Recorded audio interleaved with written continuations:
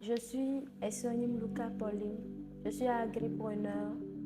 Je suis dans la transformation du manioc en ces divers produits dérivés. Actuellement, j'ai déjà mis le gari et le tapioca sur le marché et je fais aussi les amuse-bouches appelées achomon à base de la farine de manioc que je commercialise aussi. Dites-nous un peu comment vous avez connu la fondation chez Emmanuel Adebayor.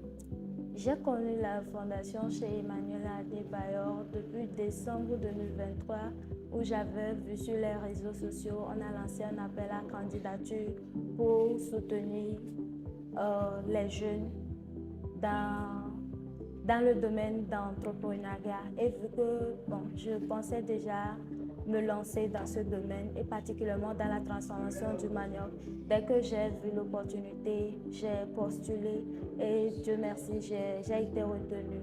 Donc, on m'avait contacté par mail que j'ai été retenue. Après, on a fait une interview et après l'interview aussi, on m'a appelé pour confirmer que j'ai été retenue pour être incubée à la fondation.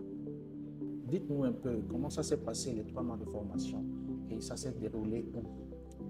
Bon, la formation a commencé en mars 2024 à la fondation de chez Emmanuel Adebayor basée à Lavier, Paligny. Donc, les 3 mois de formation ont été vraiment très enrichissants. Nous avons appris beaucoup. Avant d'aller là-bas, je ne savais pas comment transformer du gari, du tapioca, même de la farine panifiable qui est mon projet phare. Mais arrivé là-bas, on nous a formés dans ce domaine, dans la transformation. Nous avons eu à faire la théorie et la pratique. On nous a aussi formés sur la rédaction des plans d'affaires, sur comment arriver à gérer dans nos entreprises lorsque nous allons commencer nos activités. Et tout cela m'a permis de beaucoup bénéficier et de me lancer après que nous avons terminé à la fondation. Contez-nous les débuts, comment ça s'est passé? Après la formation, nous avons reçu les kits de démarrage. Moi particulièrement, j'ai reçu le broyeur, les bassines, coucou, brouette, tout ce qui pouvait m'aider à démarrer quelque chose dans mon entreprise. Donc après avoir reçu cela, je suis revenue à Lomé ici et puis j'ai fait le programme, j'ai lancé mon activité en septembre 2024 en faisant du gari et du tapioca, septembre 2024. Donc quand j'ai commencé, c'était pas quand même facile, surtout tout début de l'entrepreneuriat. La toute première fois que j'ai fait la production, j'étais à perte, mais ça ne m'a pas découragée de continuer. Je me suis dit, toute chose a un début et là où je vise, je vais y arriver. Donc, cette perte m'a donné encore une nouvelle expérience à voir qu'est-ce que j'ai raté, comment je peux améliorer et autres. Et j'ai encore relancé. La seconde fois, j'ai gagné, j'ai bénéficié. Donc, après que nous sommes en train de faire nos activités, la Fondation s'y est venue dans nos unités pour nous visiter, demander comment ça évolue, voir les mouvements et autres. Après aussi, ils nous ont rappelé à la Fondation et c'est là que je leur avais parlé des difficultés que je rencontre, surtout dans le moyen de transport.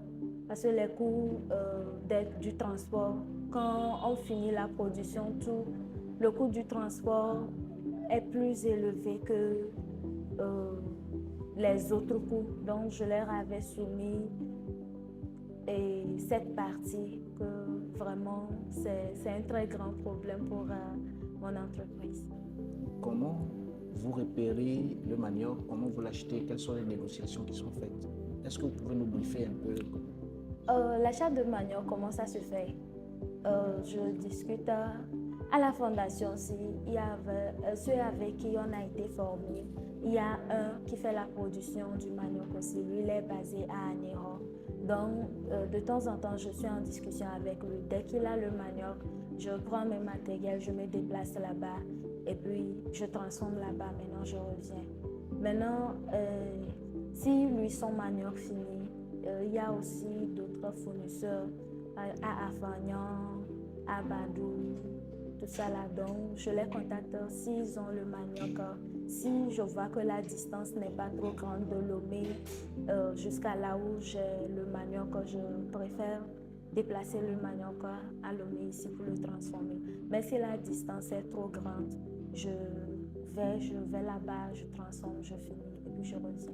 C'est quoi votre chiffre d'affaires? Bon, le chiffre d'affaires, comme je suis à mes débuts, pour l'instant, je varie dans les 50 000 en allant. Ça dépend de la production et aussi quand j'achète le manioc, quand on déterre le manioc, la rentabilité déjà dans le champ. Ça dépend de tout ça là et puis ça varie de 50 000 en allant. D'accord. Maintenant, revenons aux difficultés.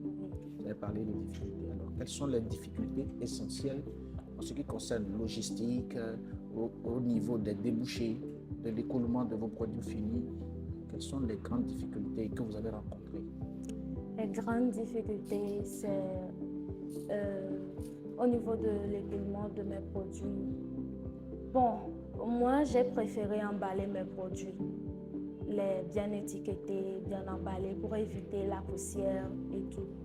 Mais je ne sais pas dire la mentalité des clients ou comment. Quand ils voient que Gary qu'on vend sur le marché, c'est souvent ce qu'ils me disent. Gary qu'on vend sur le marché, comme ça, c'est ça. Moi, j'ai emballé comme ça. Mais d'autres qui comprennent, ils voient le rapport qualité-prix et puis ils achètent facilement. Mais la majorité disent qu'ils préfèrent aller acheter sur le marché.